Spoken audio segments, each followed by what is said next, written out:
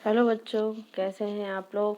आप सबका स्वागत करती हूँ मैं अपने चैनल पर। मैं आपके समक्ष डॉक्टर सुनीता वर्मा और आज हम पढ़ेंगे ध्वनि के विषय में और ध्वनि के उच्चारण स्थान के विषय में, क्योंकि ध्वनि के उच्चारण स्थान को जानना हमारे लिए अति आवश्यक है। ध्वनि जो मुख से निकलने वाली ध्वनि है उसमें कौन कौन से कारण होते हैं, कितने आधार होते हैं, किस आधारों पर उच्चारण स्थान निकलते हैं, आज हम उन सब का अध्ययन करेंगे। तो जानते हैं ध्वनि के विषय में। तो बच्चों, आप सभी वर्णों से परिचित तो हैं ही। वर्ण दो प्रकार के होते हैं, एक स्वर और दूसरा व्यंजन। स्वर और व्यंजन के तालमेल से जो ध्वनि उत्पन्न होती है उसे ही हम ध्वनि कहते हैं। ध्वनि के उच्चारण में प्रयत्न और स्थान दोनों का महत्वपूर्ण स्थान होता है, परंतु प्रयत्न और स्थान के अतिरिक्त एक करण भी होता है जिसको हम कभी कभी कारण भी कहते हैं। वो ये तीनों ही मुख्य आधार होते हैं। इस प्रकार से ध्वनि के उच्चारण स्थान में प्रयत्न, कारण और स्थान तीन मुख्य रूप से होते हैं। तो सबसे पहले जानते हैं हम प्रयत्न के विषय में। प्रयत्न किसे कहते हैं आप जानते हैं। साधारण भाषा में तो प्रयत्न उसे कहा जाता है, किसी कार्य को करने की जो चेष्टा होती है उसे हम प्रयत्न कहते हैं।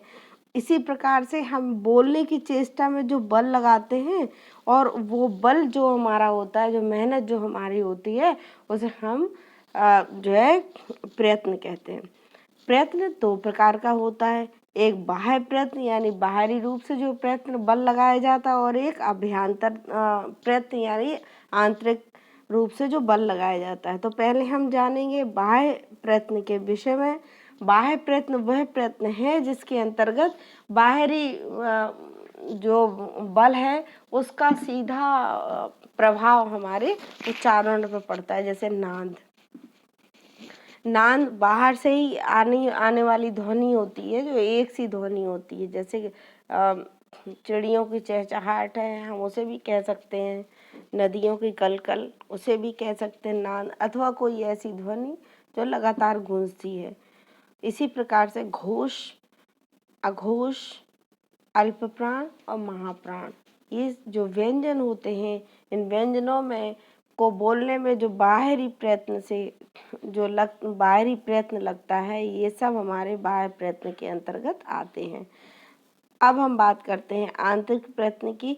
तो आंतरिक जो प्रयत्न है वो भीतर तरीके से रहते हैं, विवृत और संवृत। विवृत में अर्ध मुंह खुला होता है, संवृत में पूरी तरह से मुंह खुल जाता है। जैसे विवृत हो गया अ और संवृत हो गया आ, पूरी तरह से मुख का खुलना, ये संवृत के अंतर्गत आते हैं।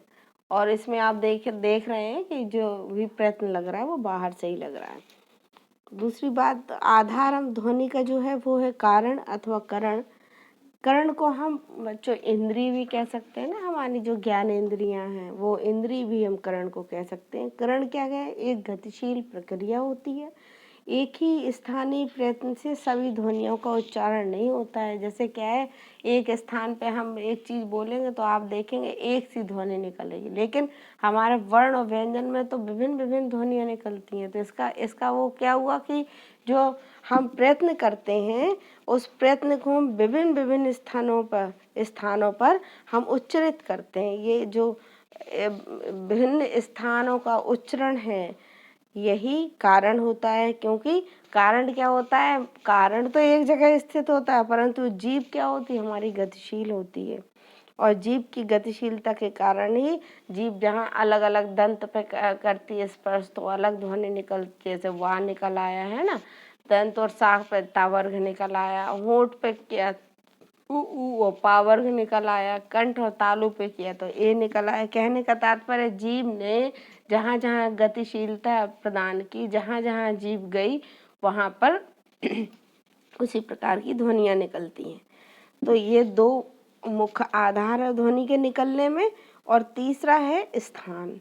तो स्थान की अगर हम बात करते हैं तो ये प्रयत्न लगाने के बाद जो ध्वनि निकलती है ना गतिशील के बाद, वो किस स्थान पर हमने अपनी जिह्वा को गतिशील किया, वहाँ पे सक्रिय किया, ये उसके ऊपर डिपेंड करता है। उसी के हिसाब से ध्वनि निकलती है। जैसे इनके उच्चारण के स्थान के पहले हम ले लेते हैं काकल ध्वनि, कांकल ध्वनि।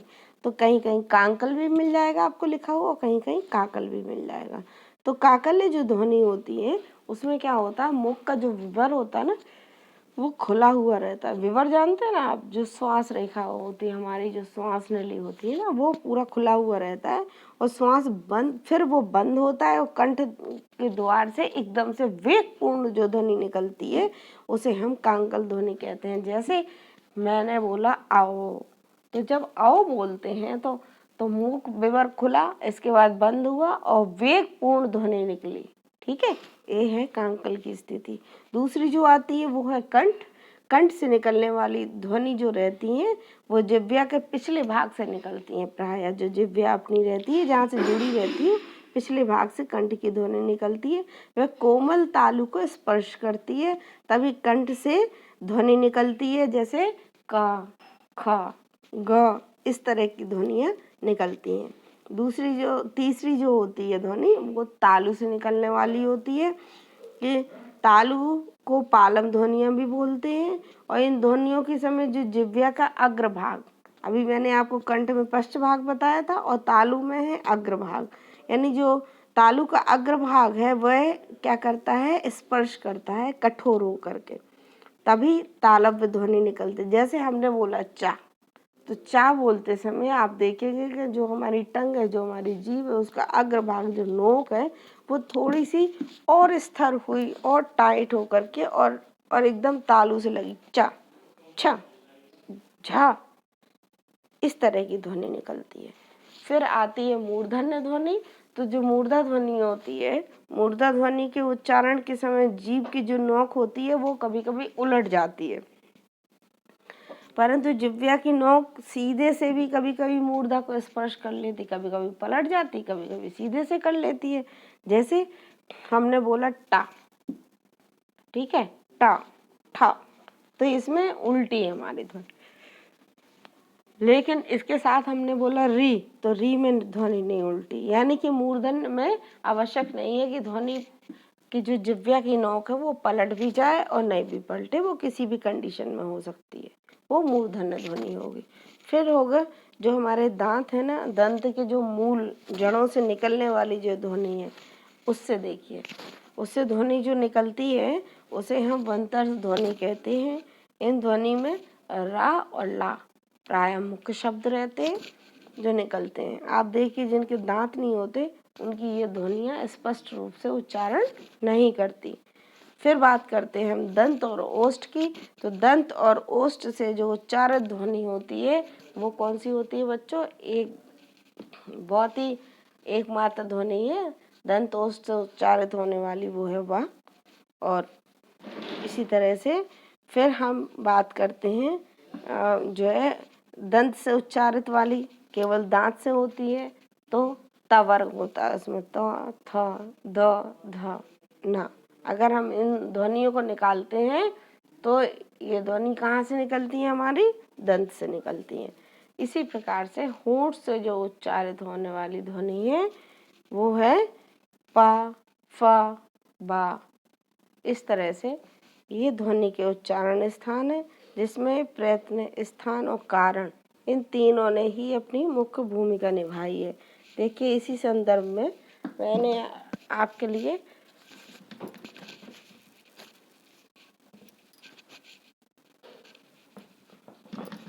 ये देखिए ये चित्र बनाया है।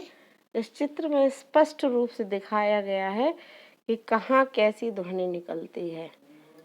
ये देखिए आप, ये देखिए नासिका से निकलने वाली आप ध्वनि देख रहे हैं ना, अंगा, आहा, ये इस तरह की ध्वनि है। ठीक है, फिर ये देखिए दंत मूल से भी इसको मैंने स्पष्ट किया है। दंत मूल से रा और ला की ध्वनि निकल रही है, ता की ध्वनि भी यहाँ से निकल रही है आपकी, ये जो बनी हुई है ये ता की ध्वनि निकल रही है इस तरह की। ये देखिए ये ता की ध्वनि निकल रही है। फिर दंत और ओष्ठ की बात करते हैं हम, तो दंत ओष्ठ की ध्वनि यहाँ से निकल रही है। होंठ की ध्वनि उ पावर की बात करते हैं तो ये देखिए होंठ से निकल रही है। इसी प्रकार से होंठ और कंठ ओ आओ औ की बात करते हैं तो ये जो डेड डैश में आप देख रहे हैं ना, ये ध्वनि यहाँ से निकल रही है। इसी प्रकार से हम इधर देखते हैं तो कंठ से ये जो कंठ है हमारा, ये कंठ से निकलने वाली ध्वनि है आ, आहा का वर्ग और हा। इस प्रकार से हम आगे आते हैं तो हम ये पाते हैं कि ये जो हमारी नासिका है ना, कंठ और तालु जो बिल्कुल लास्ट में रहती है, ये यहाँ से जब ये मिलती है तो ये आई कंठ और तालु ए आए, ए आए, यहाँ से ध्वनि निकल रही है। और इसी प्रकार से हम देखते हैं कि ये जो ध्वनि है तालव्य ध्वनि है, ये तालु जो ऊपर रहता है ना हमारे, ये देखिए ये वाली ध्वनि है, ये तालव्य से ये तालु तालव्य ई च वर्ग या और शा, ये ध्वनि है। इसी प्रकार से हम इसी आगे मूर्धा ध्वनि को देखते हैं तो मूर्धा ध्वनि तालव्य से थोड़ा आगे से निकलती है। देखना ये प्रत्येक ये जो स्थान दिया है, ये देखिए आप, कंठ तालु बिल्कुल पीछे है, फिर तालु सेकंड नंबर पे है और मूर्धा ध्वनि और उसके आगे से आई है। तो ये देखिए मूर्धा ध्वनि री टावर और शा, ये ऐसे निकल रही है। इस प्रकार से ये ध्वनि का पूर्ण उच्चारण स्थान है।